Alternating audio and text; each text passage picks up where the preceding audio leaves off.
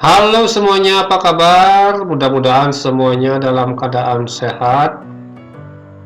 Hari ini kita akan lanjutkan materi mode daring ya.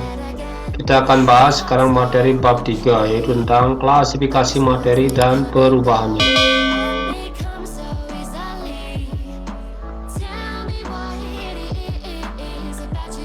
Kita awali dengan pengertian daripada materi ya. Jadi materi itu adalah sesuatu yang mempunyai massa dan dapat menempati sebuah ruang.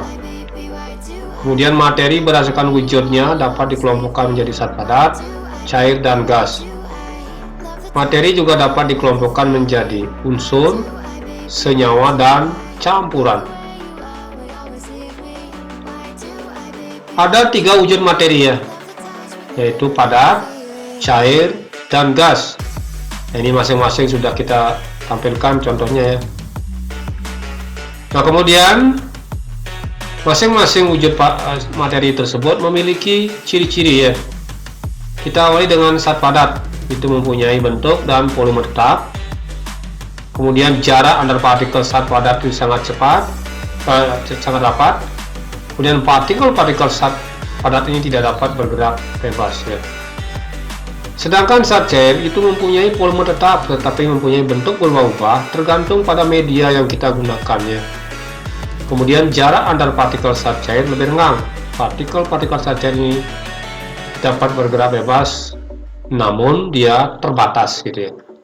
Sedangkan gas tidak mempunyai volume dan bentuk yang tetap, jadi berubah-ubah. Kemudian jarak antar partikel ini sangat renggang, dan partikel-partikel zat padat ini bergerak sangat bebas. Nah, dari ketiga wujud materi tersebut kita akan tampilkan sekarang contoh-contohnya. Zat padat misalnya, yang termasuk zat padat itu misalnya besi, emas, seng, dan baja. Kemudian yang berwujud cair misalnya air, minyak, ya, minyak goreng ya, dan bensin. Sedangkan yang berwujud gas itu misalnya udara dan air serta asap. Nah, ini adalah contoh juga gambar-gambarnya ya. Ini batu. Tadi sudah dijelaskan bahwa zat padat itu memiliki bentuk dan volume tetap. Jadi walaupun gimana kita pindahkan batu ini, kita lempar, tetap aja bentuknya seperti ini. Sedangkan kalau air itu berubah-ubah. Kalau kita pindahkan ke gelas, dia akan menyerupai gelas seperti ini. Kalau kita pindahkan ke piring, dia akan mengikuti piring. Begitu juga gas memiliki bentuk dan volume yang berubah-ubah. Nah, kemudian sebuah benda yang ada di bumi ini tersusun atas materi ya. Jadi benda yang ada di alam ini semuanya adalah materi ya. Nah, ilmuwan menggolongkan materi ini berdasarkan komposisi dan sifatnya ya. Jadi berdasarkan komposisinya materi ini ada yang di alam ini dapat dikelompokkan menjadi zat tunggal dan campuran. Nah, lihat di bawah ini ya diagramnya ya. Jadi materi itu ada zat tunggal dan campuran. Nah, sedangkan zat tunggal ini ada unsur dan ada senyawa. Campuran ini ada heterogen dan homogen ya. Yang homogen itu adalah ada juga berupa fluid, ada berupa suspensi, dan yang homogen ini contohnya adalah berupa larutan gitu ya. Kita lanjut sekarang dengan unsur ya.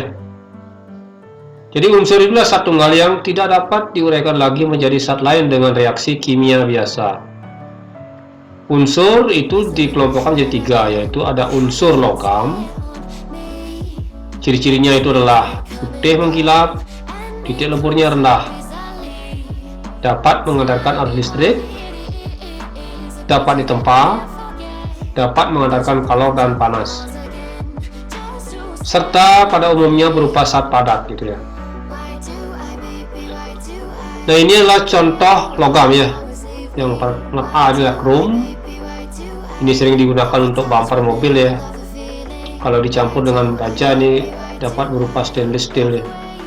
Yang nomor B adalah besi atau Fe, merupakan logam yang paling murah sebab dicampuran dengan karbon menghasilkan baja ya untuk konstruksi bangunan serta mobil dan rel kereta api. Kemudian nikel, ini adalah sangat tahan dengan udara ya dan air pada suhu biasa.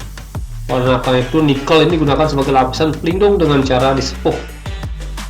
Tembaga Cu ini adalah bahan daripada kabel listrik, perhiasan, uang logam, kemudian campuran tembaga dan timah ini menghasilkan perunggu, sedangkan campuran tembaga dengan seng menghasilkan kuningan.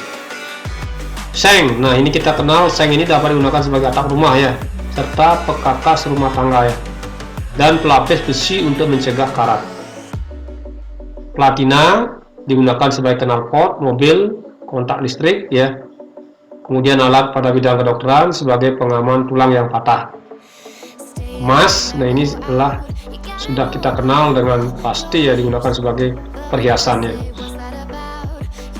Kemudian digunakan sebagai bahan koin gitu. Kemudian yang kedua adalah unsur non logam ya. Ini ciri-cirinya tidak mengkilap, kemudian pengantar arus listrik yang buruk, tidak dapat ditempa. Contohnya fluor. Jadi senyawa fluorid ini dicampur dengan pasta gigi, fungsi sebagai penguat gigi ya, sebagai pendingin kulkas dan AC. Kemudian ada brom, nah ini digunakan sebagai alat penenang ya. Kemudian sebagai alat fotografi ya, dan bahan campuran saat pemadam kebakaran. Kemudian ada iodium, ini sebagai antiseptik kalau kita luka ya. Nah, kemudian kita lanjut dengan yang semi logam ya, atau metaloid. Ciri-cirinya adalah sifat yang dari logam dan bukan logam ya. Contohnya adalah silikon, terdapat banyak O2 setelah oksigen, 20% dari gerak bumi. Senyawa silikon juga banyak digunakan dalam peralatan pemotong dan pengamplasan sebagai semikonduktor, serta bahan untuk membuat gelas dan keramik. Ini ada germanium, ini digunakan sedikit sekali karena di alam ini ya. Ini merupakan semikonduktor ya, pada suhu rendah sebagai alat yang ada di piranti elektronika ya. Kemudian kita lanjut dengan senyawa ya. Senyawa inilah gabungan dari beberapa unsur yang terbentuk melalui reaksi kimia ya. Senyawa memiliki sifat yang berbeda dengan unsur-unsur penyusunnya. Contohnya adalah H2O atau air ya. H ini adalah gas yang ringan, jadi air itu disusun oleh hidrogen, itu gas yang ringan, mudah terbakar. O adalah gas yang diperlukan oleh tubuh. Nah, kedua unsur ini menyusun air, yang jelas air ini sifatnya itu berbeda sekali dengan yang menyusunnya antara hidrogen dan oksigen itu ya. Kemudian berikutnya adalah NaCl atau garam dapur. Na memiliki sifat logam yang ringan, Cl inilah gas yang beracun. Sedangkan kalau dia sudah berbentuk NaCl, ini sangat berguna ya, karena dia mineral dalam yang dibutuhkan oleh tubuh kita ya. Nah, ini adalah contoh beberapa senyawa ya. Ada asam asetat, ini rumus kimianya CH3, CH3. Ini manfaatnya untuk suka makan ya. Kemudian ada amonia, NH3 untuk pupuk. Kemudian ada asam askorbat, ini untuk vitamin C. Kalsium, ini bahan bangunan ya, kalsium karbonat ya khususnya. Kemudian soda kue, NaHCO3, ini untuk membuat roti. Karbon dioksida adalah CO2, ini adalah penyegar minuman. Kemudian ada aspirin, kemudian ada CH8O4 yang untuk mengurangi sakit ya. Magnesium, kemudian ada asam klorida, natrium klorida NaCl ya, garam dapur ya, natrium hidroksida ini pengering, ada sukrosa untuk pemanis, ada asam sulfat untuk pengisi aki, ada urea untuk pupuk gitu ya. Kemudian lanjut dengan campuran ya. Campuran ini adalah gabungan beberapa zat dengan perbandingan tidak tetap tanpa melalui reaksi kimia. Jadi perbedaan campuran dengan senyawa ini kita bisa jelaskan sebagai berikut ya. Kalau campuran ini terbentuk tanpa melalui reaksi kimia, sedangkan kalau senyawa ini terbentuk melalui reaksi kimia. Kemudian perbandingan unsur senyawa tidak tetap ya, sedangkan kalau senyawa itu tetap perbandingannya. Kemudian campurannya tersusun dari berbagai unsur atau beberapa senyawa, sedangkan kalau senyawa tersusun dari beberapa unsur saja, seperti yang kita berikan contohnya tadi. Kemudian sifat komponen penyusun campuran ini sesuai dengan sifat masing-masing. Jadi kalau kita mencampur antara gula, kopi, dan air ya masing-masing terasa sifatnya ya. Rasanya masih seperti yang menyusunnya. Sedangkan kalau dia senyawa itu beda ya, seperti yang tadi disebutkan antara garam ya. Penyusun Na dan Cl tentu dia memiliki sifat yang berbeda. Kemudian melalui proses fisika, komponen penyusun campuran ini dapat dipisahkan. Sedangkan kalau senyawa ini melalui proses kimia, itu baru bisa dia dipisahkan. Kemudian selanjutnya ya, kita ini ada model ya kegiatan LKS ya yang mungkin bisa kalian lakukan di rumah ya. Ini untuk menentukan perbedaan antara campuran homogen dengan campuran heterogen ya. Jadi tujuan dari percobaan ini untuk mengetahui perbedaan ya antara campuran yang bersifat homogen dan campuran yang bersifat heterogen. Kemudian alat dan bahannya, ini ada 2 buah gelas, kemudian ada sendok makan, air, gula, pasir, dan tanah. Nah, prosedurnya adalah seperti berikut. Jadi tuangkan dulu air ke dalam gelas pertama dan kedua dengan jumlah yang sama. Masukkan 2 sendok makan gula pasir ke dalam gelas pertama, sedangkan masukkan 2 sendok makan tanah ke dalam gelas kedua. Perhatikan gambar di sampingnya. Nah, kemudian setelah diaduk ya, setelah dia campur rata, kita lihat perbedaannya ya. Bandingkan antara gelas pertama dan gelas kedua ya. Apakah kesimpulan dari percobaan di atas? Nah, itu silakan anak buat coba di rumah. Silakan lakukan secara mandiri ya. Nah, campuran ini ada 2 ya, yaitu ada campuran yang bersifat homogen, adalah campuran 2 zat atau lebih ya, yang partikel-partikel penyusunnya ini tidak dapat dibedakan lagi, disebut dengan larutan ya. Ukuran partikel larutan ini berdiameter sekitar 0,0001 meter ya, dan bahkan ini tidak bisa diamati ya. Contohnya yang homogen itu larutan gula, larutan garam ya, stainless steel ya, emas, campuran gas. Sedangkan campuran heterogen adalah campuran 2 macam zat atau lebih yang partikel penyusunnya masih dapat dibedakan satu dengan yang lainnya.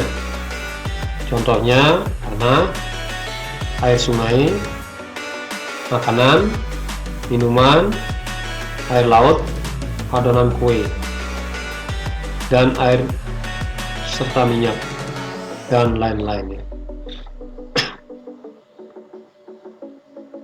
Nah, campuran heterogen ini ada 2. Ada koloid, partikelnya hanya dapat dilihat dengan menggunakan mikroskop ultra ya.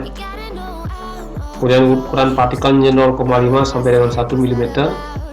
Contohnya susu, asap, kabut, dan agar-agar ya. Kemudian yang kedua adalah suspensi. Ini partikelnya yang bisa dilihat dengan mikroskop. Jadi mikroskop biasa juga bisa kita gunakan untuk melihatnya ya. Ukuran partikelnya lebih besar dari 3 mm. Contohnya minyak, air kero, dan air vapor. Nah, inilah latihan yang bisa kamu kerjakan di rumah. Silakan catat soalnya, setelah itu kerjakan ya. Setelah selesai dikerjakan, silakan hasil daripada pekerjaan kamu kemudian difoto dan kirim ya. Bisa lewat WA ataupun bisa melalui Google Classroom. Silakan catat soal yang latihan 2.2 ini. Dan ini adalah latihan ya. Ini juga nanti bisa juga kamu kerjakan di rumah. Silakan kerjakan secara mandiri ya. Jadi ada 2 latihan yang harus kamu kerjakan ya, sebagai bentuk tagihan setelah kita mengakhiri pembelajaran ini. Sekian dan terima kasih. Mudah-mudahan tetap semangat dan